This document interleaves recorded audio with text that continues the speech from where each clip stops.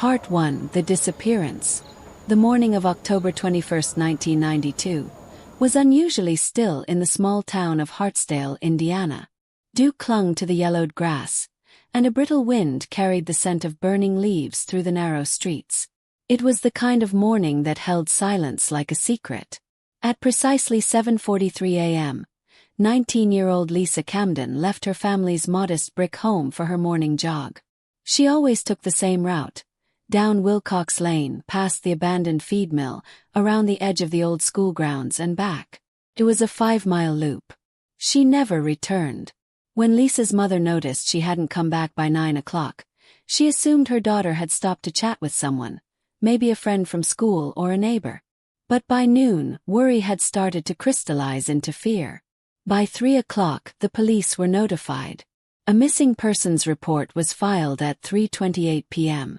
The search began immediately. Volunteers combed the surrounding woods. Dogs were brought in. Helicopters circled overhead. But Lisa Camden had vanished without a trace. 2 days later, her favorite blue sweatshirt was found snagged on a branch near the rear fence of the schoolyard. A small smear of blood was discovered on the fabric. It was the first tangible evidence of foul play, and it would not be the last. Part 2: A Body in the Pines. On October 27, 6 days after the disappearance, a pair of hikers stumbled upon a shallow grave in the Wren Pines forest, 30 miles from Hartsdale. The body was decomposing rapidly but was later identified through dental records as Lisa Camden. She had been sexually assaulted and strangled. Her fingernails were broken, suggesting a struggle.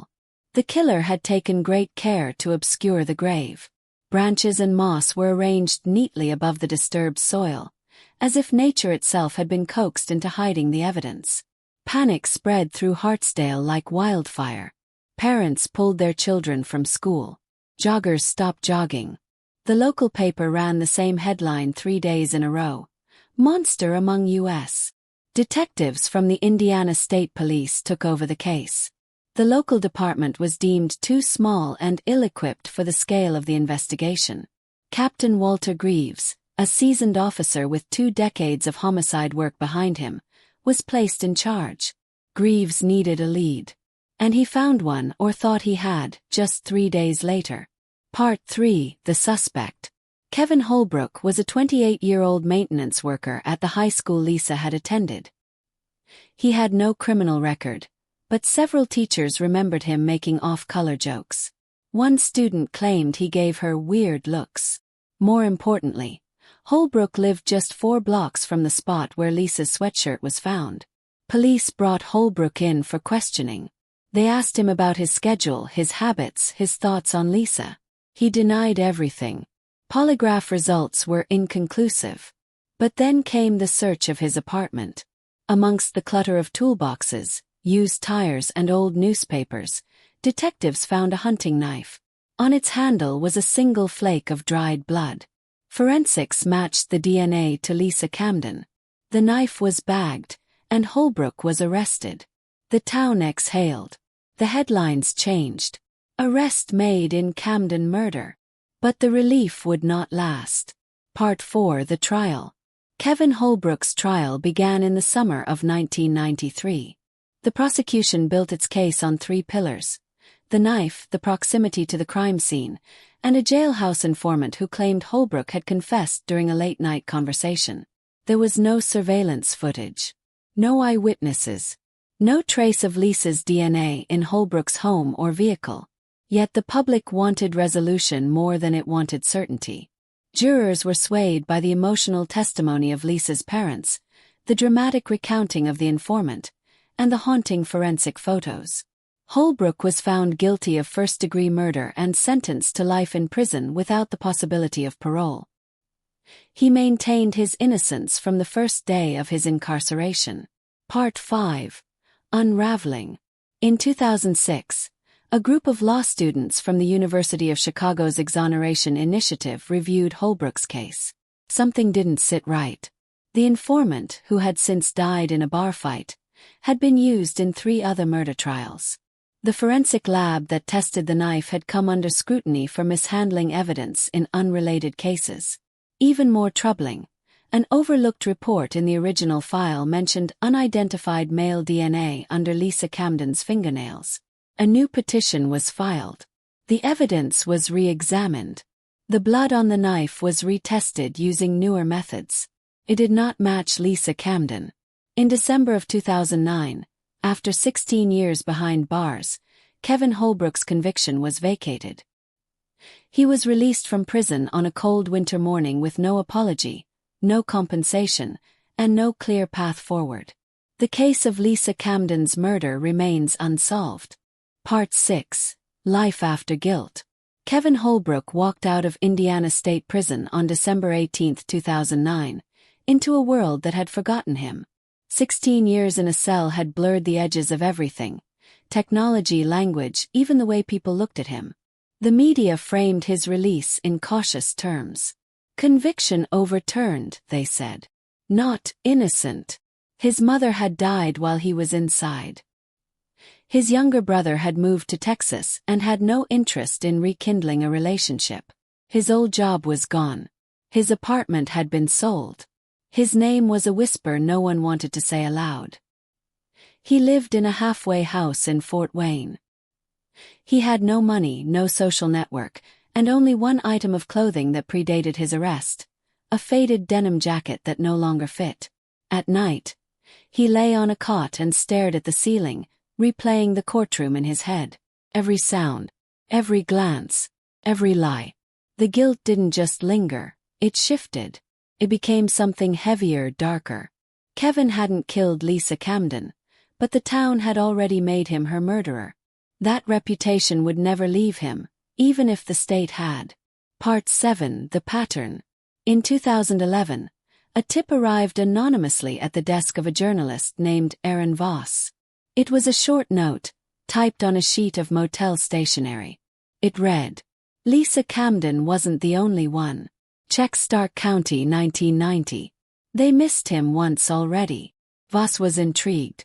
She filed a records request and discovered that in July of 1990, another teenage girl, Amanda Thorne, had gone missing from a town about 60 miles away. She was also found strangled and buried in a wooded area. No one had been arrested. The case had gone cold. Comparing the two crime scenes side by side, the similarities were chilling. Same burial method. Same broken fingernails. Same type of ligature marks. Both girls were last seen jogging. Kevin Holbrook had never been to Stark County. The FBI was contacted. A VICAP profile was run. Over the next 6 months, 4 additional cases, between 1989 and 1994, were linked by MO. All girls. All teenagers. All found in shallow graves in rural Indiana or Ohio. All strangled. All joggers. All unsolved. The profiler's summary was clinical and horrifying. The offender likely displays an outwardly normal persona. Local employment. Low criminal history. Compulsively organized. Offenses likely premeditated with cooling-off periods. May insert himself into investigations. Possible familial connection to law enforcement or military. Part 8. The Archivist. Retired Detective Walter Greaves died in 2012, never seeing Kevin Holbrook exonerated. After his death, a box of personal items from his home was donated to the Hartsdale Historical Society. Mostly newspaper clippings, war medals, and yearbooks. In 2013, a volunteer archivist named Paul Milton found something unexpected in that box. A leather-bound field journal. Inside were handwritten notes, some about routine cases, others personal reflections. Then, on a page dated October 26, 1992, just one day before Lisa's body was found, Greaves had written, "He knew we'd be looking. Said as much. Told me she'll be hard to find but not impossible. I assumed he was joking. God help me, I assumed he was joking." Below the entry was a single name, circled in red ink: Daniel R. Vaughn. No one had mentioned Vaughn in any official documents. Part 9. The Real Killer.